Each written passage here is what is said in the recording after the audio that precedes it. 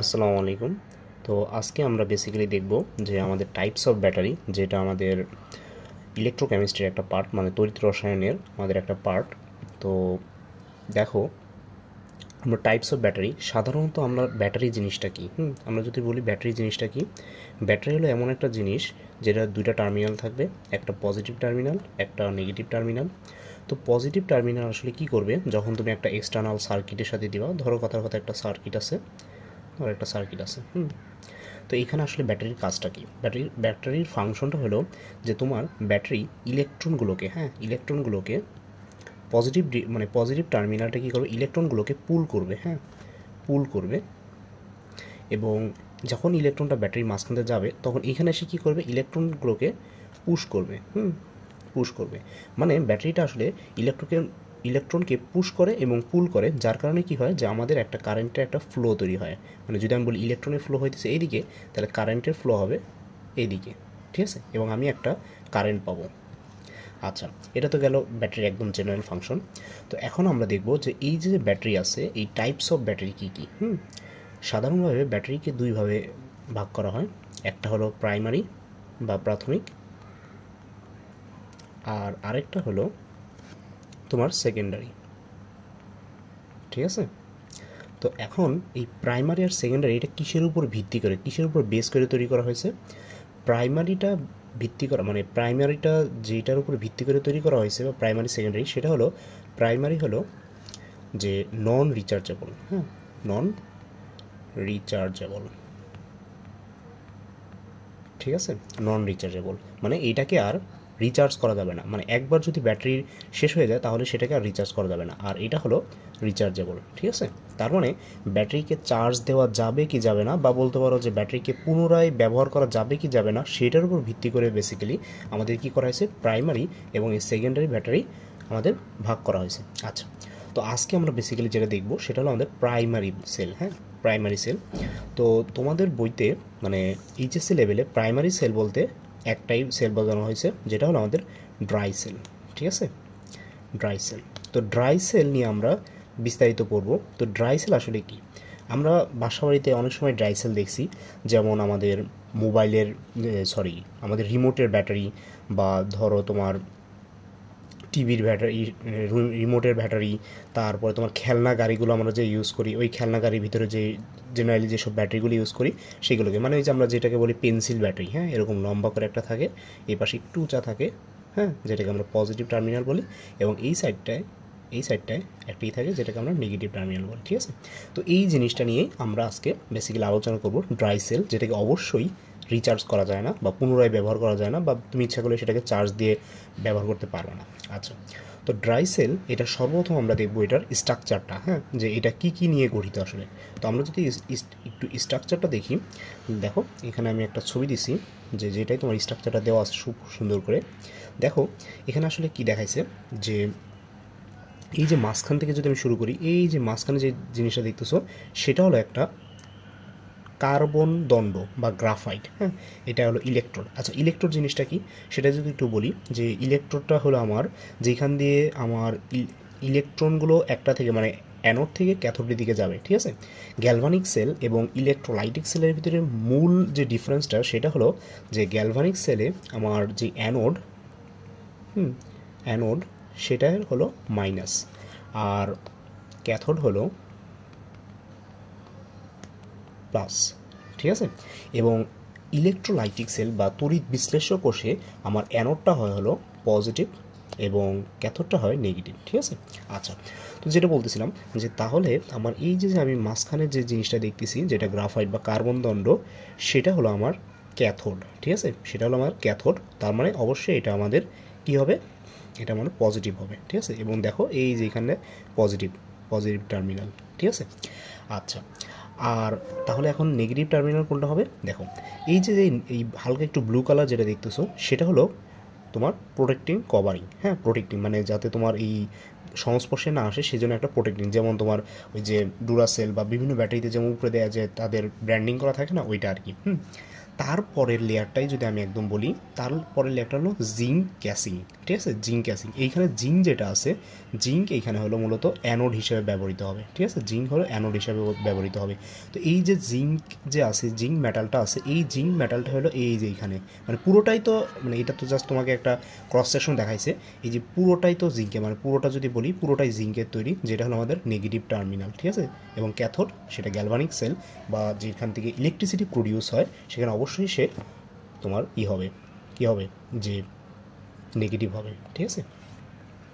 আচ্ছা, তো যেটা বলতেছিলাম যে তাহলে আমার, সরি, এটা হলো অ্যানোড, হ্যাঁ, এটা হলো অ্যানোড আর এটা হলো ক্যাথোড, ঠিক আছে। আচ্ছা হ্যাঁ, তো যেটা বলতেছিলাম, তাহলে আর কী কী থাকবে আমার, তারপরে আমাদের যেটা থাকবে সেটা হলো একটা সেপারেটর থাকবে, ঠিক আছে, একটা সেপারেটর থাকবে, যেটা আমার জিঙ্ক এবং তোমার যে ভিতরে যে পেস্টটা থাকবে সেই পেস্টটাকে আলাদা করার জন্য, হ্যাঁ, মানে যাতে একসাথে মিলিত না হয়ে যায়। ভিতরে পেস্ট হিসাবে কী কী থাকবে, ভিতরে পেস্ট হিসাবে থাকবে অ্যামোনিয়াম ক্লোরাইড, যেটা একটা অবশ্যই ইলেকট্রোলাইট, যেখান থেকে তোমার একটা পজিটিভ একটা নেগেটিভ তৈরি হবে, এবং ম্যাঙ্গানিজ ডাইঅক্সাইড, ঠিক আছে, ম্যাঙ্গানিজ ডাইঅক্সাইডের একটা পেস্ট থাকবে, মানে বেসিক্যালি এই দুইটা নিয়ে একটা পেস্ট তৈরি হয়। তো এইখানে এই ম্যাঙ্গানিজ ডাইঅক্সাইডটার খুবই গুরুত্বপূর্ণ ভূমিকা আছে, আমরা সামনে দেখব, হাইড্রোজেন গ্যাসকে সেই করে। আচ্ছা, তো এই তো এইটা ছিল হলো আমাদের একটা আদর্শ ড্রাই সেলের স্ট্রাকচার, ঠিক আছে। আচ্ছা, তো এখন যদি আমাদের, মানে আমরা যখন সেল পড়ি তখন আমাদের দুইটা রিয়াকশন লিখতে হয়, যে অ্যানোড, অ্যানোড হাফ রিয়াকশন এবং ক্যাথোড হাফ রিয়াকশন।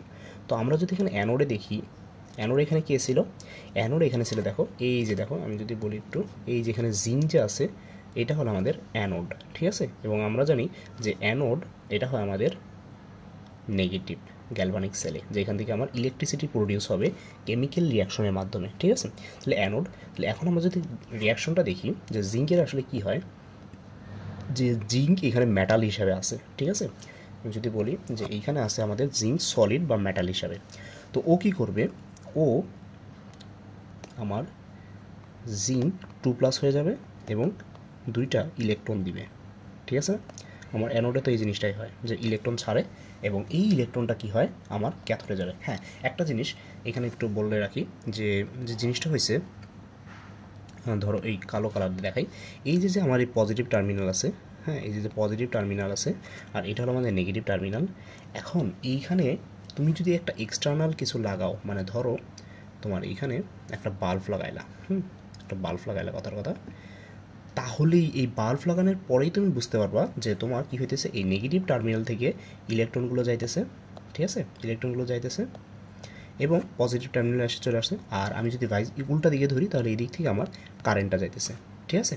তার মানে আমি বুঝতে পারতেছি যখনই আমার এক্সটার্নাল সার্কিট আমার কমপ্লিট করব তখনই আমার কারেন্ট ফ্লো হবে বা আমার ইলেকট্রন ফ্লো হবে, ঠিক আছে। আচ্ছা, তারপর এই যে ইলেকট্রনটা আমরা দেখতেছি এখানে, এই যে দুইটা ইলেকট্রন, সেই দুইটা ইলেকট্রন এই যে এইভাবে যাবে, হ্যাঁ, জিঙ্ক থেকে যাবে যখন তুমি এক্সটার্নাল সার্কিট লাগাবা, লাগানোর আগ পর্যন্ত না, মানে না লাগালে না, হ্যাঁ। আচ্ছা, তাহলে এটা গেল আমার হলো অ্যানোড রিয়াকশন। তো এখন যদি আমি ক্যাথোড রিয়াকশনটা একটু দেখি, যে ক্যাথোডে আসলে কী হবে, আমার ক্যাথোডের কালারটা চেঞ্জ করে নিই, ক্যাথোড হাফ রিয়াকশন,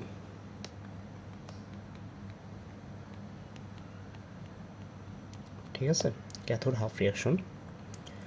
আচ্ছা, এটা তো আমার একটা মনে হয় একটা আছে, আমি এখান থেকে দেখালে আরও ভালো হবে, হ্যাঁ, একদম, হ্যাঁ, সুন্দর একটা আছে, দেখো এটাতে দেখো একদম প্রিন্টেড ভার্সনই আছে, টাইপ করে লেখা। আচ্ছা দেখো এখান থেকে, দেখো আমি এখান থেকে ভালো করে দেখাতে পারবো যে এখানে যে ড্রাই সেলের যে আগের যেটা ছিল সেখানে সব কিছু দেওয়া আছে, প্লাস মাইনাস দেওয়া আছে। এই যে এটা হলো অ্যানোড, হ্যাঁ, এই যে নিচে অ্যানোড যেটা মাইনাস, আর এই যে উপরে পজিটিভ যেটা হলো তোমার কার্বন দণ্ড, গ্রাফাইট বা মানে কার্বনের একটা রূপভেদ।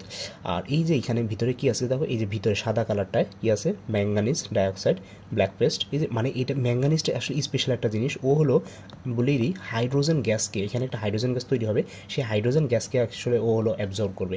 আর এইটা হলো আসল যে জিঙ্ক ক্লোরাইড এবং হলো তোমার অ্যামোনিয়াম ক্লোরাইড, এইটা হলো একটা পেস্ট যেটা ইলেকট্রোলাইট, ইলেকট্রোলাইট। আর কি এই তো তোমার ম্যাঙ্গানিজ ডাইঅক্সাইড, তার হোয়াইট কার্বন। আচ্ছা, তো এখন যেটা হয়েছে যে দেখো অ্যানোডের এখানে রিয়াকশনটা দেওয়া আছে, এখানে অ্যানোড সলিড হিসেবে আছে, যেখানে মানে জিঙ্ক সলিড হিসেবে আছে, জিঙ্ক থেকে জিঙ্ক অ্যাকোয়াসে গেছে এবং এই যে দুইটা ইলেকট্রন দিছে, এখন ক্যাথোডে কী হয় দেখো, 2 ধাপে রিয়াকশনটা হয়, হ্যাঁ 2 ধাপে। প্রথমে কি হয়, এই যে ম্যাঙ্গানিজ ডাইঅক্সাইড আছে, ম্যাঙ্গানিজ ডাইঅক্সাইড ও H+ সাথে রিয়াকশন করে, ঠিক আছে, H+ সাথে রিয়াকশন করে এটা তৈরি করে এবং পানি তৈরি করে, হ্যাঁ এটা কিন্তু পানি, হ্যাঁ। আচ্ছা, এরপরে আবার কি করে, এই যে যে ম্যাঙ্গানিজ ডাইঅক্সাইড আছে, মানে ম্যাঙ্গানিজ ডাইঅক্সাইড সলিড ও অ্যামোনিয়ার সাথে রিয়াকশন করে, ঠিক আছে। এই অ্যামোনিয়াটা কোথা থেকে আসে, এই অ্যামোনিয়াটা আসে হলো তোমার এই যে এখান থেকে, ঠিক আছে। এই অ্যামোনিয়ার সাথে রিয়াকশন করে, এই অ্যামোনিয়ার সাথে রিয়াকশন করে এটা তৈরি করে ম্যাঙ্গানিজ ডাইঅক্সাইড, এবং তোমার অ্যামোনিয়া গ্যাস তৈরি করে এবং আবার পানি তৈরি করে, ঠিক আছে। তাহলে এখন যদি ওভারঅল রিয়াকশনটা তুমি দেখো, ওভারঅল রিয়াকশনটা দেখো, তাহলে এখান থেকে কী হইতেছে যে এই, আচ্ছা এই রিয়াকশনটার পরেরটা হলো এই রিয়াকশনটা, ঠিক আছে। এই রিয়াকশনের পরেরটা হলো এই রিয়াকশনটা, এখানে আগে দেখাইছে, যাই হোক। তো এখন যেটা হয়েছে যে এখানে যদি তুমি টোটাল রিয়াকশনটা দেখো, হ্যাঁ অ্যানোড এবং ক্যাথোড এটাতে হাফ রিয়াকশন, এখন যদি দুটো যোগ করো, কারণ আমাকে ইলেকট্রনই করতে হবে। তো এখন যদি আমি দেখি যে জিঙ্ক এবং ম্যাঙ্গানিজ ডাইঅক্সাইড এবং অ্যামোনিয়াম প্লাস এটা তৈরি করে জিঙ্ক, এখানে 2+ হবে সম্ভবত, হ্যাঁ 2+ এবং ম্যাঙ্গানিজ ডাইঅক্সাইড এবং অ্যামোনিয়া এবং পানি তৈরি করতেছে, ঠিক আছে।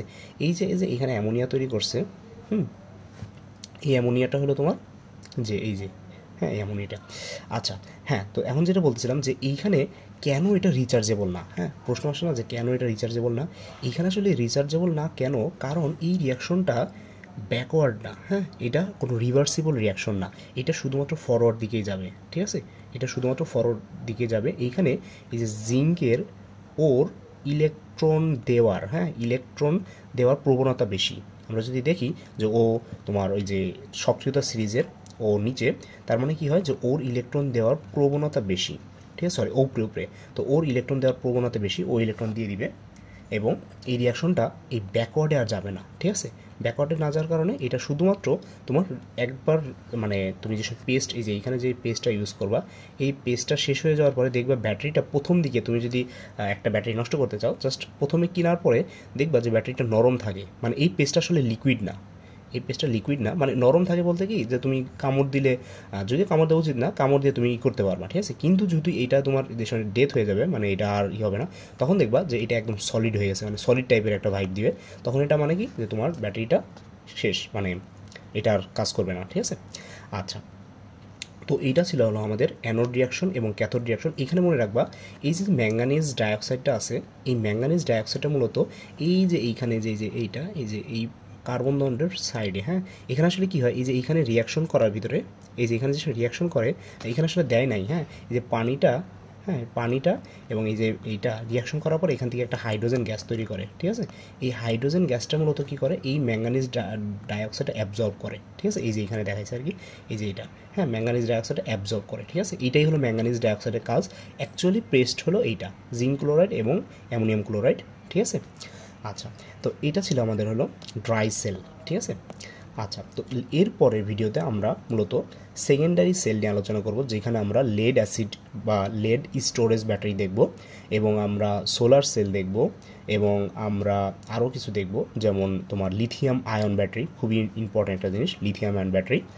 আচ্ছা, ফুয়েল সেল দেখব। তো আজকে এ পর্যন্তই।